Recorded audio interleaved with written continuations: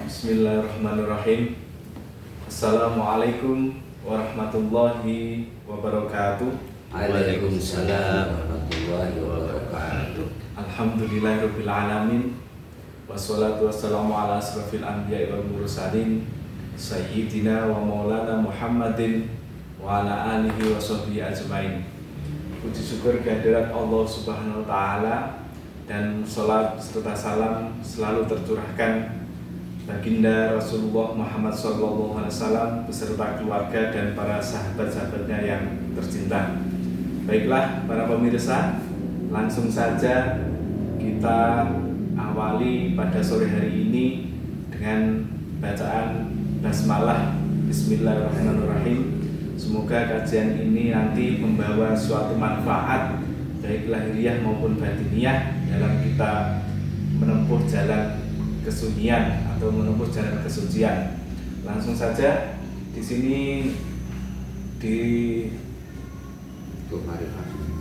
rumah saya, mohon maaf, di gubuk saya, Kerawan Simbah Teguh Makrifat di dalam channelnya. Ini sengaja kami mengundang untuk rawuh di sini. Yang pertama untuk memberkahi di rumah saya, yang kedua saya mau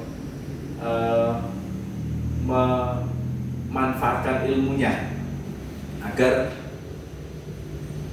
semakin bertambah keilmuan saya dan pemirsa untuk menimba keilmuan dari Mbah Teguh Makrifat. Sugeng sonten Mbah Teguh. Assalamualaikum. Alhamdulillah. Waalaikumsalam warahmatullahi wabarakatuh. Langsung saja Mbah Teguh. Di sini mumpung panjenengan rawuh di gubuk saya, perkenankan kami menimba ilmu dari Mbah Teguh.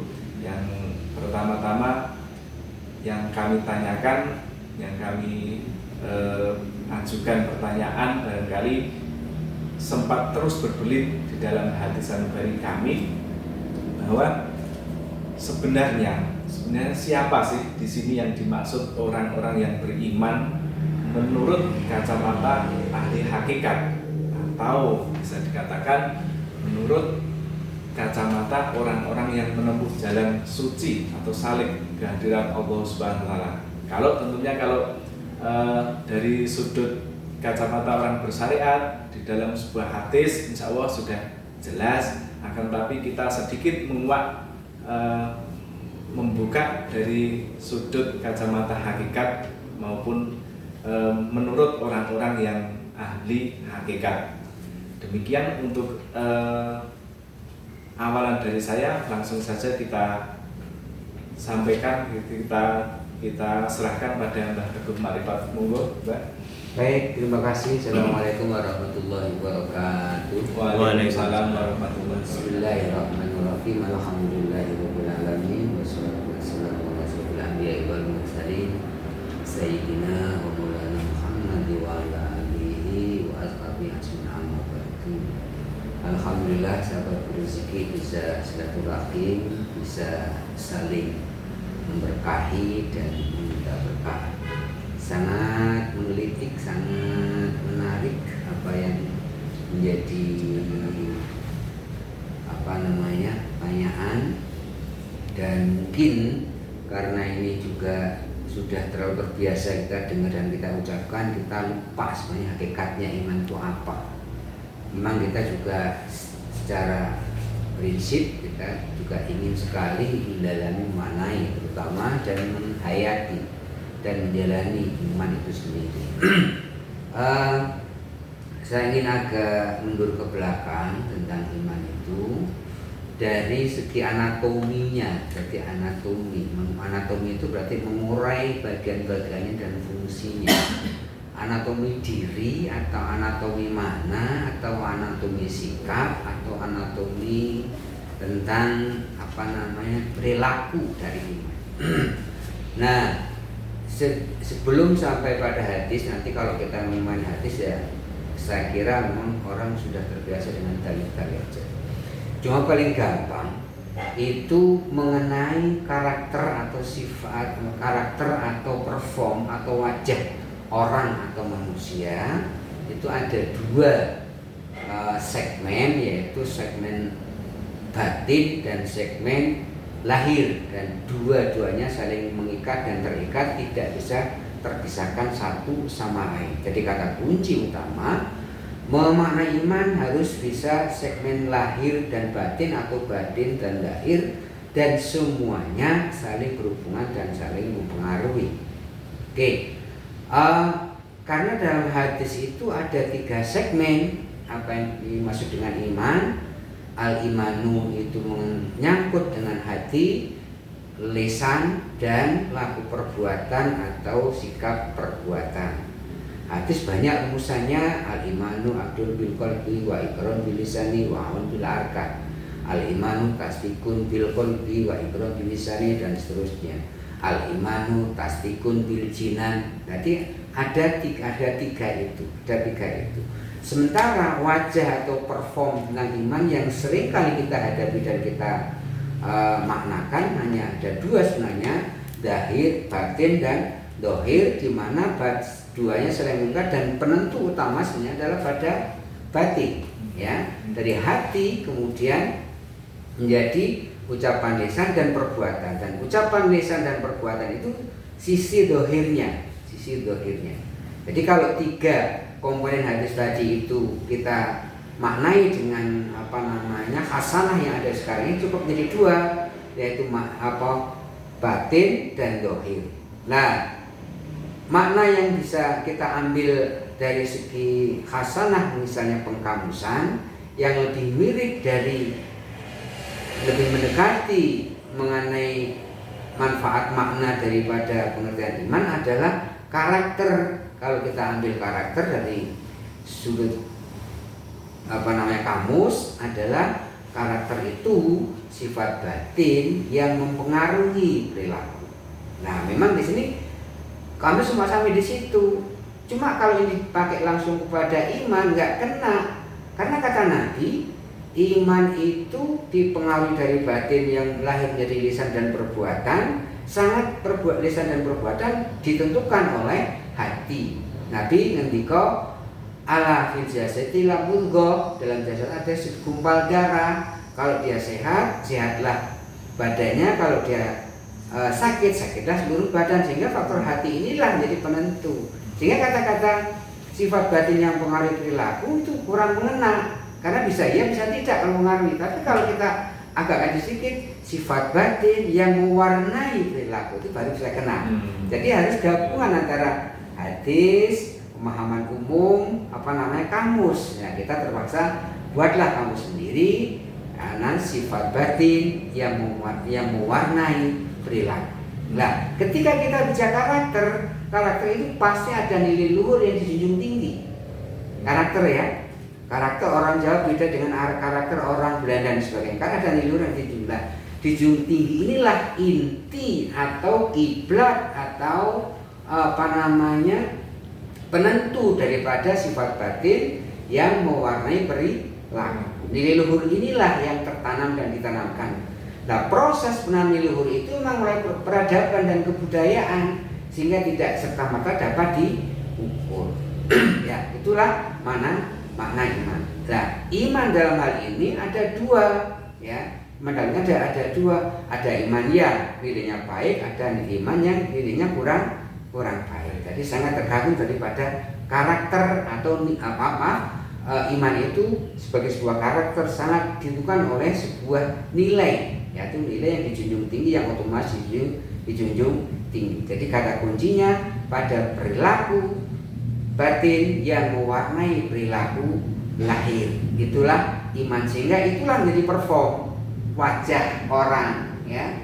Menjadi tentu orang itu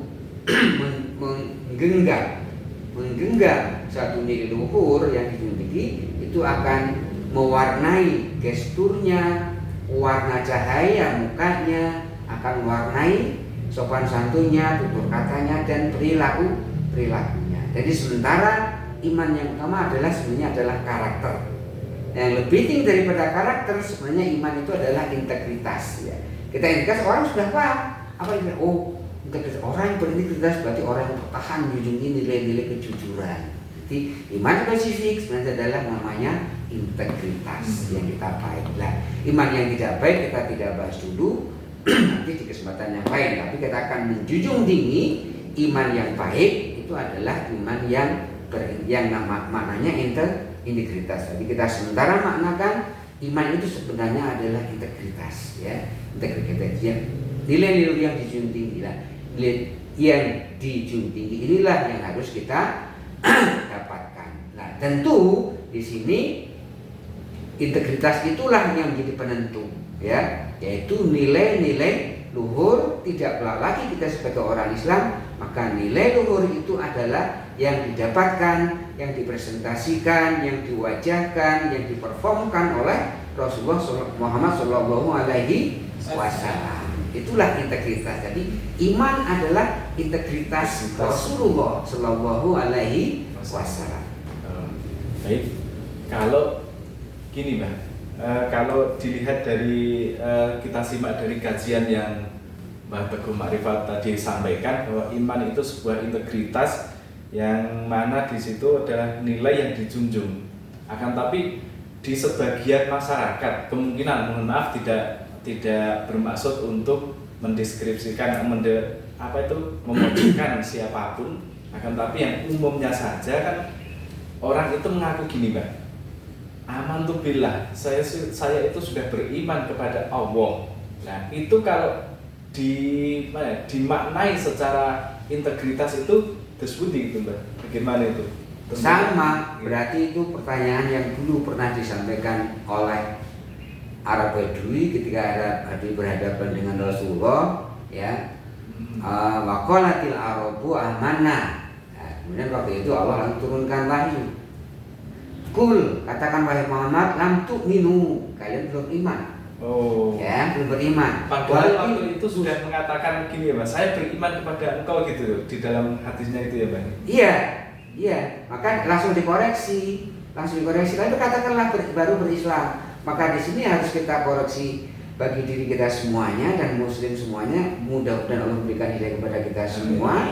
Tidak serta merta orang yang sudah berislam menjadi otomatis iman. Karena tadi qalatil a'rabu amanah, Allah turunkan firman, qul lam tu'minu walakin qulu aslamna walamma yadkhulul imanu fi qulubikum. Tapi sepanjang iman belum bisa masuk ke dalam hatimu, maka kamu belumlah beriman. Nah, ingat jangan di hati loh. Hati ini mewarnai perilaku, ucapan dan perbuatan. Kalau disimak dari sini Mbak, iman itu dimasukkan ke dalam hati. Lantas siapa yang memasukkan dan apa yang dimasukkan Mbak? Sedangkan kalau dilihat dari maknanya iman kan percaya. Contoh gitu, di situ ada sudah saya percaya gitu. Apakah itu sudah masuk ke dalam hati atau belum itu? Kalau menurut kajian hakikatnya itu. Wah, ini sebenarnya agak rahasia ini ya, agak ngeri-ngeri karena untuk bisa menjadi orang beriman, setiap orang, ya, orang itu berarti sudah lahir menjadi manusia ya, sudah lahir ya, dan sudah berperilaku ya. Jadi bedanya manusia dan orang, sementara orang dia sudah punya integritas, sudah punya pilihan jalan hidup, sudah punya karakter, itu namanya orang. Manusia yang sudah berkarakter dan berintegritas itu adalah orang ya. Nah, oke, di sini untuk menjadi orang beriman ternyata kita harus mengalami dua treatment roh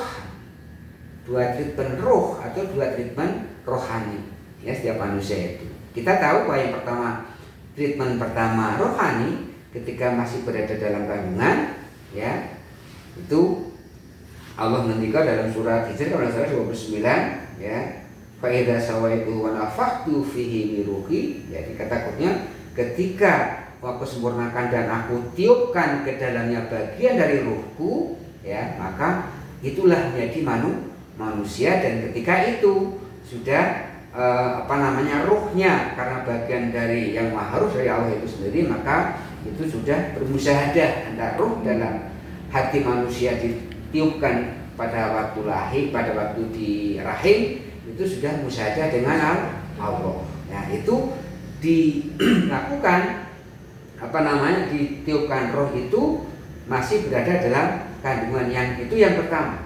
Yang kedua, ternyata untuk menjadi orang beriman pun harus ada upgrade roh. Tidak serta-merta itu bisa menjadi orang dari Islam menjadi iman. Nah, ada upgrade roh. Jadi harus ada treatment roh 2 kali. Yang pertama di dalam kandungan, yang kedua ini menjadi orang beriman, ada upgrade namanya ya. Kalau itu jadi wanafatu fihi ruhi, nanti ketika akan menjadi orang beriman itu namanya penguatan ruh ya, penguatan ruh. Kita juga ketika penguatan ruh ada kata mentera revitalisasi, ada kurang juga karena revitalisasi tidak menambah ya, tidak menambah. Kayaknya ada penambahan kekuatan, ibarat dari 4G menjadi 5G dan lain sebagainya. Nah, wa yadawwiru minhu itu pada ayat Mujadalah 22 ya. Ulaika kataba fi qulubihimul imana wa ayyadahum bi ruhi minhu. Aku kuatkan ke dalam hatinya bagian dari rohku. Jadi roh dari Allah itu ditiupkan pertama pada waktu di rahim dulu. Yang kedua setelah lahir manusia untuk menjadi orang beriman dikuatkan roh ya, ayyadahum bi ruhi minhu, dan itulah menjadi pangkal atau penghulu daripada setiap orang itu untuk menjadi beriman. Ada penguatan roh lagi. Lantas kalau begitu, Mbak, semakin kesini semakin menarik ya pemirsa itu. Lantas kalau begitu ada penguatan roh. Lalu siapakah sih orang yang mampu atau bahkan semua orang itu sudah diberi penguatan roh, Mbak? Atau kalau mohon maaf di teman-teman kan kemungkinan kan mengejar ini dalilnya apa? Kok ada penguatan roh? Kok ada istilah upgrade roh kayak gitu? Sementara selama ini kan belum pernah dikaji secara umum, Mbak. Ya, apalagi di sini kan siapa sih yang sudah terupgrade atau siapa sih yang sudah yang mampu atau yang dikehendaki, atau itu penjelasannya terus gimana? Dalam khasanah pengajaran kita memang ada mata rantai keterputusan ya. Jadi seolah-olah budaya kita hanya bisa diciptakan dari sebuah literasi. Ada sebuah praktek yang tidak pernah diajarkan secara umum dalam bentuk literasi. Praktek itu setelah kita masuk ke rekod, ternyata ada sebuah metode yang harus dijalani. Yang namanya itu adalah baiat ya. Sebenarnya bukan, kalau kita masuk kata baiat kita ngeri-ngeri sudah, karena kita baiat itu ada ISIS baiat ya, kemudian N11 baiat, itu kan kita jadi ngeri-ngeri sudah. Tapi nggak ada bahasa lain karena itu sebuah pernyataan pengikatan diri kepada ulil amri yang ada pada waktu itu, harus namanya baiat ya, harus namanya baiat. Nah, itu namanya baiat, itulah sebenarnya saat itu kita ada treatment atau jadi penguatan ruh. Dan setiap di lembaga atau padepokan pengajaran yang sifatnya khusus, ada sebenarnya sesi baiat yang tidak serta-merta kita bisa diberitahu, tapi yang jelas kita sudah menyerahkan diri pada guru atau pendito atau kalau dalam tarekat itu namanya mursyid, untuk menyerahkan diri roh dan raganya untuk bisa diajarkan oleh guru mursyid yang sebenarnya adalah waliyah mursyidnya. Nah, ketika itu kita diproses, disuruh oleh mursyid untuk melakukan sesuatu bla bla bla, ternyata di situ kita tidak tahu seperti apa dan bagaimana, tapi ternyata seusai dari itu kita ada semacam peningkatan cakrawala, cara pandang ya, dan peningkatan rasa, sehingga kita bisa merasakan cara pandangnya yang begitu luas, begitu tinggi dan lain sebagainya. Disitulah sebenarnya terjadi proses penguatan ruh oleh guru waliyah mursyid yang kita tidak serta-merta tahu ini bagi seorang murid apa yang dilakukan oleh mursyid. Mursyid juga tidak serta-merta memberitahukan kamu bisa gini nggak ada. Tapi ada satu peristiwa nyata yang terjadi yang itu tidak serta dialami oleh orang yang tidak mencari, Ini nggak bisa bagi orang tidak mencari rasanya seperti apa sih, nggak tahu. Harus menemukan dulu mursyid, ya, guru rohani yang akan mentreatment, yang itu merupakan wa'iyadahum biruhimin, ya, biruhimin. Saya ambil contoh begini. Ketika kecilnya Muhammad bin Abdullah waktu itu, ya, lahir dalam keadaan yatim, ya, keadaan yatim, kemudian diasuh oleh kakeknya, dilanjutkan oleh pamannya, ya, itu ternyata secara zahir dan batin Muhammad bin Abdullah kemudian menjadi Rasulullah Muhammad Rasulullah SAW, itu ada proses pengajaran yang kita tidak tahu serta-merta sehingga menjadilah dia seorang nabi, Nah, itu sebenarnya kejadian pengajaran dan perlindungan serta pengayunan Muhammad waktu itu yatim menjadi nabi itu dijalankan semua oleh Abdul Muthalib kakeknya dan Abu Talib pamannya, ya. Itu diabadikan dalam surat yang dibaca itu waktu surat Duha, ya, yang diabadikan di sini. Alam yajid kayati manfa'awa, bukankah aku mendapati kau dalam keadaan yatim, kemudian bukankah dia mendapatimu dalam keadaan yatim dan dialah yang melindungi dan mengasuhmu. Itu ada seperti itu. Secara dohir ini kita nggak bisa elak toh, bahwa yang melakukan secara dohir adalah Abdul Muthalib dan Abu Thalib, tapi itu diakuisisi oleh perbuatan Allah, ya, perbuatan Allah. Jangan-jangan di sini mursyid itu melakukan perbuatan yang seperti halnya Abdul Muthalib dan Abu Thalib melakukan perbuatan yang itu diakui perbuatan Allah. Disinilah Allah juga mentajadikan diri dalam wujud seorang mursyid atau wali yang mursyidah yang wa'ayatahu biruhil, menguatkan ruh untuk bisa berhampir langsung, berupa langsung pada Allah. Yang ini kalau nggak pakai kita nggak tahu. Sengaja kita uraikan di situ. Kira-kira seperti itu. Jadi kalau mau masuk ya cari dulu orang mursyid yang wali yang mursyidah yang gurunya harus sanadnya sambung kepada Rasulullah, ya, guru mursyid yang sambung, ya, kepada Rasul, silsilahnya nyambung. Itu kata kuncinya. Bagus banget. Alhamdulillahirobbilalamin. Para pemirsa, semakin kesini pembahasan kita semakin asik dan sebenarnya meruncing dan agak ngeri-ngeri sedap.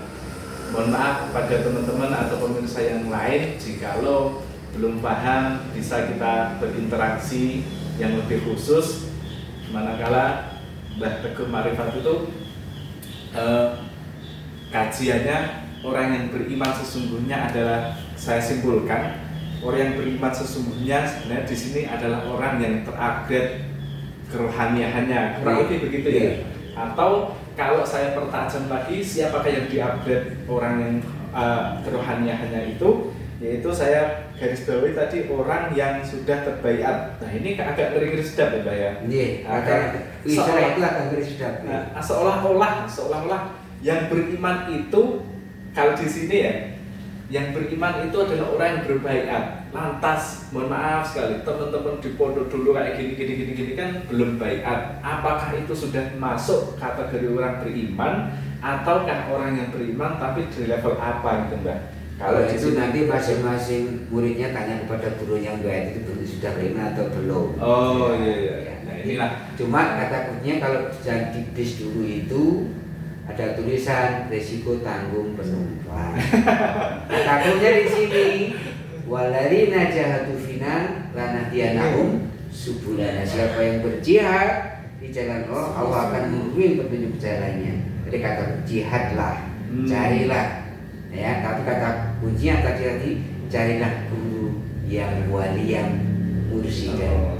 Ya. Jadi di sini alhamdulillahirobbilalamin para pemirsa, kebijaksanaan adalah segala-galanya. Walaupun kita sudah mengkaji secara runcing, akan tapi kita tidak menafikan bahwa semua orang berpeluang atau bahkan terupgrade itu kami tidak akan tahu kecuali guru-guru panjenengan semua yang mempertanggungjawabkan. Jadi jangan berkecil hati, janganlah mohon maaf, jangan menyangka bahwa kami adalah sok suci, bukan. Akan tapi di sini kita sengaja mengkaji dari sudut pandang yang berbeda gitu ya Pak ya.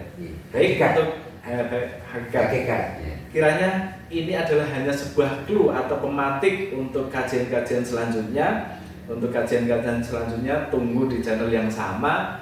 Mohon maaf jika ada suatu kesalahan. Matur nuwun Mbah Teguh, kiranya cukup sekian dulu. Nanti untuk selanjutnya kita bahas yang lebih intens tentunya Mbah Teguh. Mohon maaf, matur nuwun. Pada pemirsa, ilahi anta maksudi warito kamatuluki. Assalamualaikum warahmatullahi wabarakatuh. Waalaikumsalam.